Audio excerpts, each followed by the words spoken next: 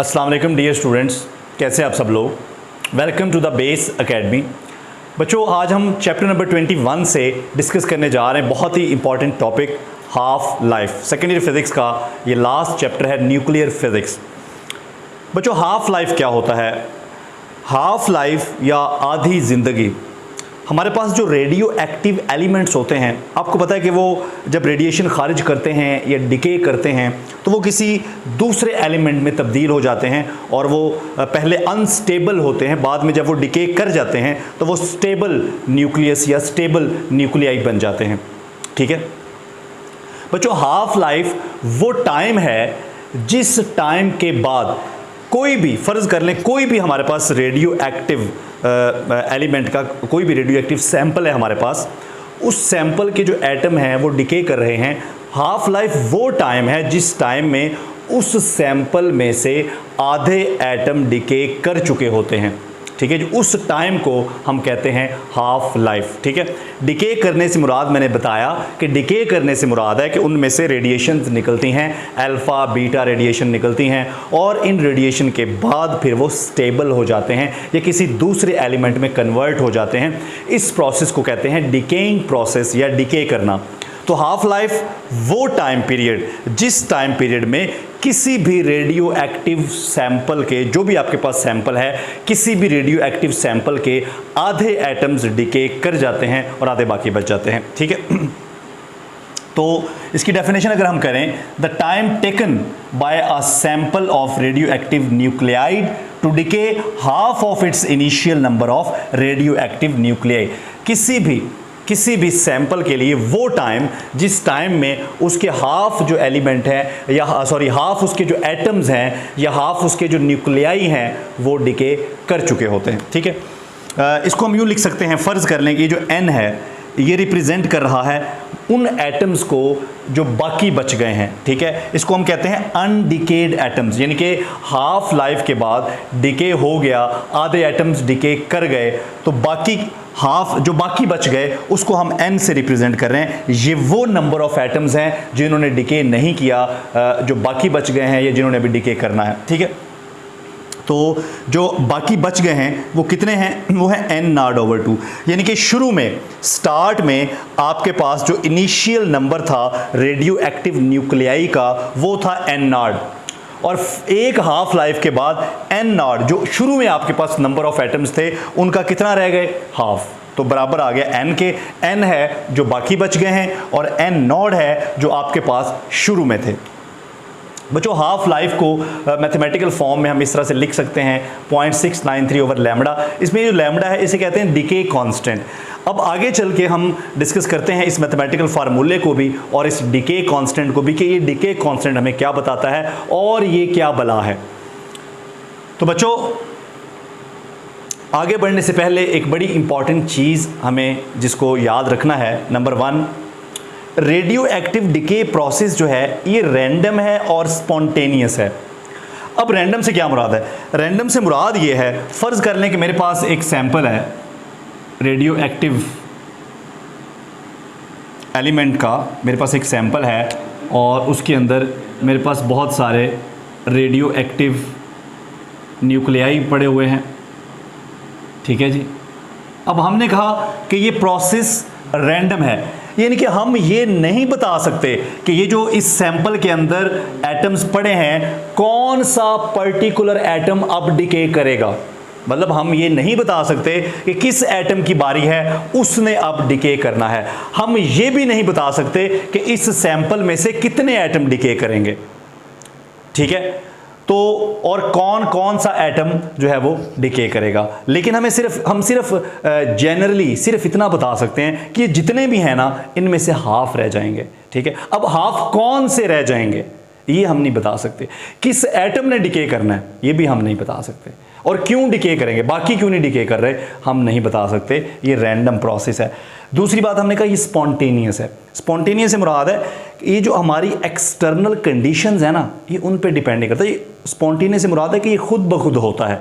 ठीक है, हम टेम्परेचर कम करके ज़्यादा करके, प्रेशर कम करके ज़्यादा करके, इलेक्ट्रिक फील्ड अप्लाई करके, मैग्नेटिक फील्ड अप्लाई करके, यानी कि हम एक्सटर्नल कंडीशन से इस प्रोसेस को कंट्रोल नहीं कर सकते। ये इंडिपेंडेंट है, इसलिए हम इसको स्पॉन्टेनियस कह रहे हैं। ठीक है। नंबर 2, रेट ऑफ डिके जो है, ठीक है, रेट ऑफ डिके से मुराद है कि एक सेकंड में कितने एटम डिके कर रहे हैं, या जो एटम डिके कर रहे हैं विद रिस्पेक्ट टू टाइम, उनकी तादाद क्या है, उसे हम कहेंगे rate of decay. Rate of decay is independent of external conditions. बच्चों, एक्सटर्नल कंडीशन में मैंने क्या क्या बोला है? एक्सटर्नल कंडीशन में मैंने बोला है अपना temperature, pressure,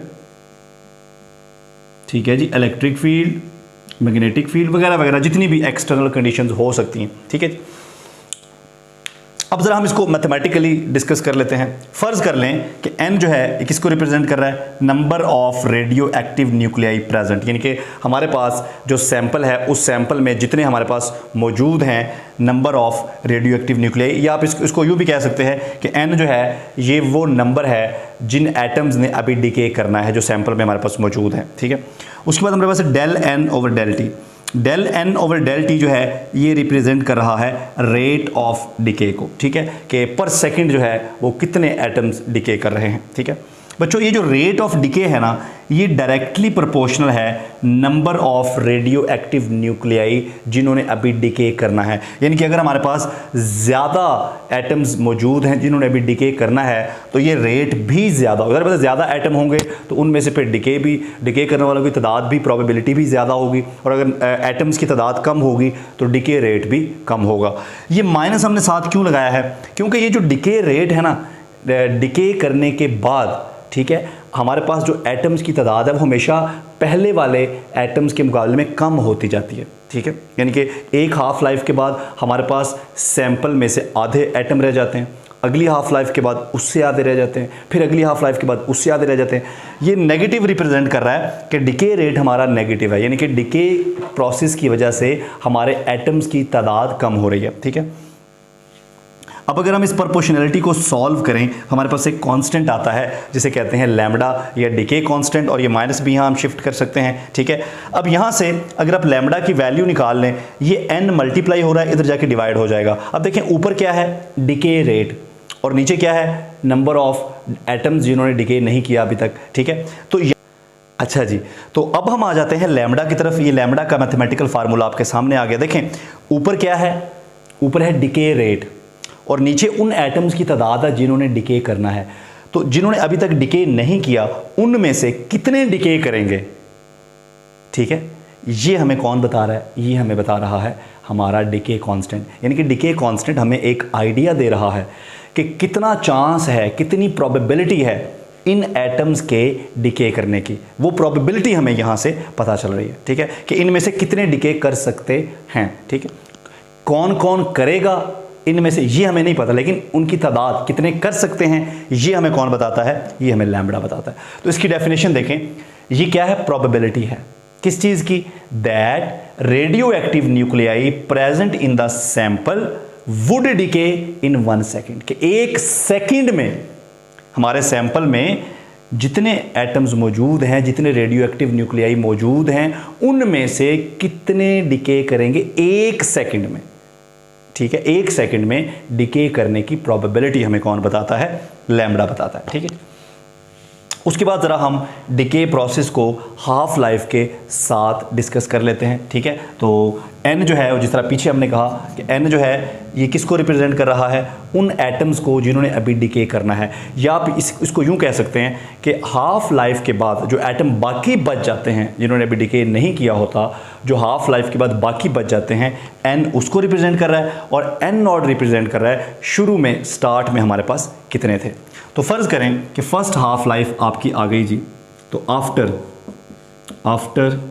first half life, first half life के बाद आपके पास जारी बात है कितने रह जाएंगे? जो शुरू में थे उनका हाफ रह जाएगा। अब ये बाकी बच गए हैं n नॉट बाय 2। उसके बाद आती है सेकंड हाफ लाइफ। ठीक है जी, आफ्टर सेकंड हाफ लाइफ।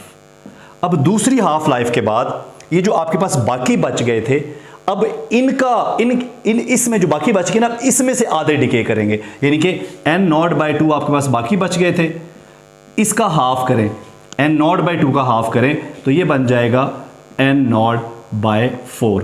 इसको मैं यूँ भी लिख सकता हूँ n0/2 की पावर 2, और इसको मैं लिख सकता हूँ n0/2 की पावर 1। उसके बाद तीसरी हाफ लाइफ, ठीक है जी, आफ्टर थर्ड हाफ लाइफ, अब कितने बाकी बच गए हैं, n0/4। अब इसका हाफ होगा, हर हाफ लाइफ के बाद जो बाकी बच गए हैं उनका हाफ होता जाएगा।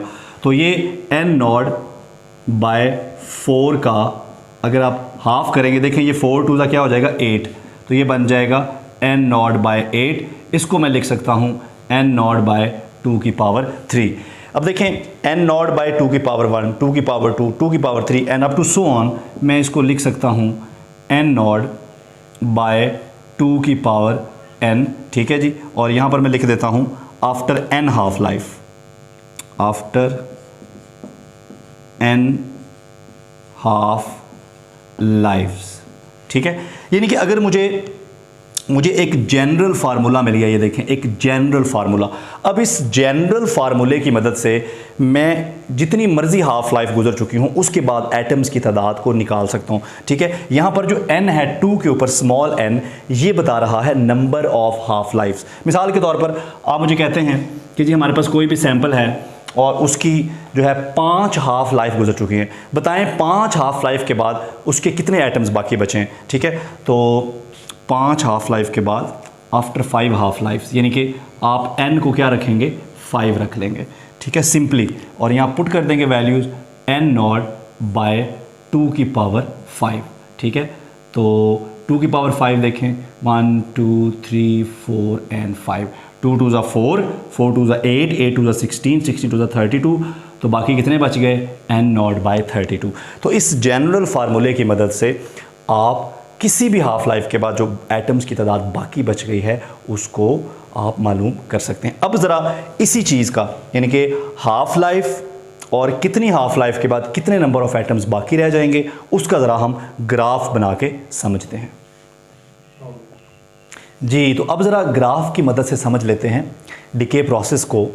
एक्स एक्सिस पे हमने टाइम लिया है हाफ लाइफ को, और वाई एक्सिस पे हमने अनडिकेड एटम्स लिए हैं, ठीक है, वो एटम्स जिन्होंने डिके अभी नहीं किया, ठीक है। शुरू में हमारे पास जो अनडिकेड एटम्स थे, स्टार्ट में फ़र्ज़ कर लें कि उनकी तादाद जो थी वो n0 थी। अब फर्स्ट हाफ लाइफ यहाँ पे आ गई। फर्स्ट हाफ लाइफ के बाद देखें कितने बाकी रह गए n0/2, इसका हाफ रह गए।